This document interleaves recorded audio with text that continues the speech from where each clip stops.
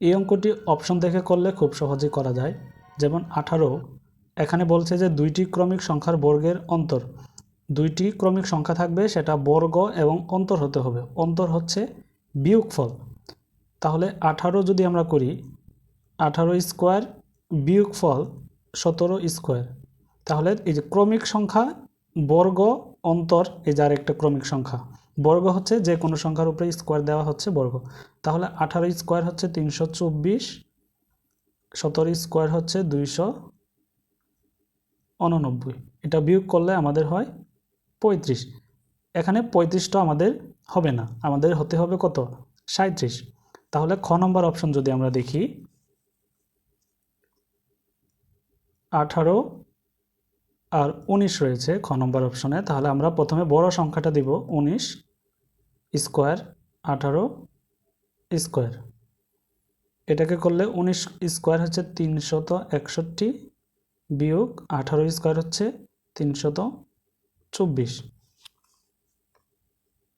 এটা বিয়োগ করলে হচ্ছে 37। এটাই হচ্ছে আমাদের অ্যান্সার। এখানে অ্যান্সার হচ্ছে খ নম্বর। এই অঙ্কটা যদি রিটেনে আসে, যে রিটেন পরীক্ষায় যদি আসে, তাহলে এই অঙ্কটা আমরা কিভাবে করব খুব সহজেই দেখব। যে কোনো সংখ্যা, দুইটি ক্রমিক সংখ্যা বা চারটি ক্রমিক সংখ্যা, যে সংখ্যায় আসুক না কেন আমরা বের করতে পারবো।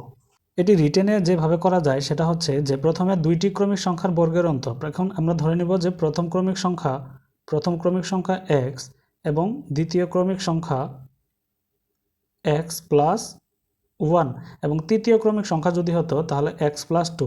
ক্রমিক সংখ্যার বর্গের অন্তর, এই দুইটা হচ্ছে আমাদের বর্গের অন্তর করতে হবে। এটা হচ্ছে আমাদের বড় সংখ্যা, তাহলে x plus 1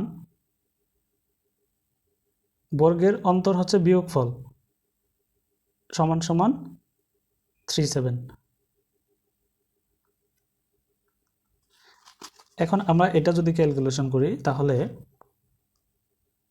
x plus 1 whole square, তার মানে a plus b whole square, a square plus 2ab, এটা হচ্ছে a, এটা হচ্ছে b, তাহলে 2ab প্লাস এখানে 1 হচ্ছে স্কোয়ার। এটা হচ্ছে আমরা সূত্রের সাহায্যে লিখলাম, এই x স্কোয়ারটা থাকবে সমান সমান 37।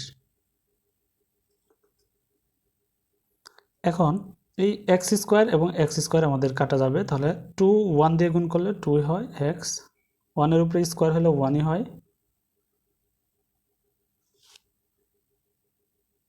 2x। এই 1টা যদি ওই পাশে চলে যায় তাহলে প্লাস আছে মাইনাস হয়ে যাবে x, তাহলে 37 থেকে 1 বিয়োগ করলে হচ্ছে 36। এই দুইটা যদি ওই পাশে নিয়ে যায় তাহলে 36 ভাগ গুণ আছে এটার সাথে, তাহলে ওই পাশে গেলে ভাগ হবে 18। তাহলে একটা হচ্ছে x এর মান হচ্ছে আমাদের 18, প্রথম ক্রমিক সংখ্যা আমাদের 18। এখন দ্বিতীয় ক্রমিক সংখ্যা আমরা ধরে নিয়েছিলাম x প্লাস 1, দ্বিতীয় ক্রমিক সংখ্যা তাহলে কি হবে? x এর জায়গায় আমরা 18 প্লাস 1, এ হচ্ছে 19। তাহলে অ্যান্সার হচ্ছে আমাদের 18 এবং 19। এর পরের অঙ্কটাও সেম। এমন দুইটি ক্ষুদ্রতম ক্রমিক সংখ্যা নির্ণয় করো যাদের বর্গের অন্তর একটি পূর্ণ বর্গ সংখ্যা।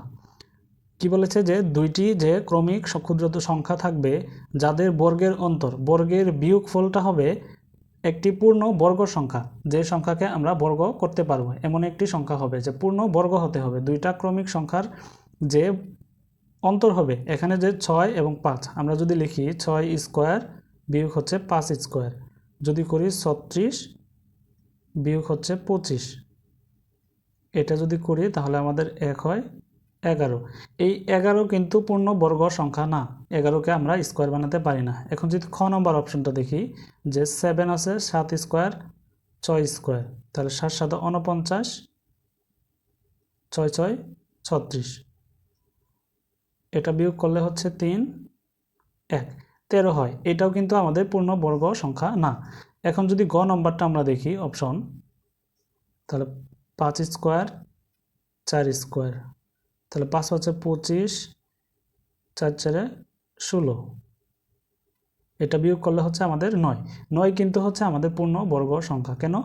9কে আমরা 3 স্কোয়ার বানাতে পারি। তাহলে আমাদের অ্যান্সার হচ্ছে গ নম্বরটা। তাহলে আমরা কি বুঝলাম? যে এখানে হচ্ছে এমন দুইটি ক্ষুদ্রতম ক্রমিক সংখ্যা নির্ণয় করো যাদের বর্গের অন্তর, এই যে আমরা দেখেন বর্গের অন্তর পূর্ণ সংখ্যা, একটি পূর্ণ বর্গ সংখ্যা। পূর্ণ বর্গ সংখ্যা আমাদের বলছে, এখানে 9 হচ্ছে আমাদের একটি পূর্ণ বর্গ সংখ্যা।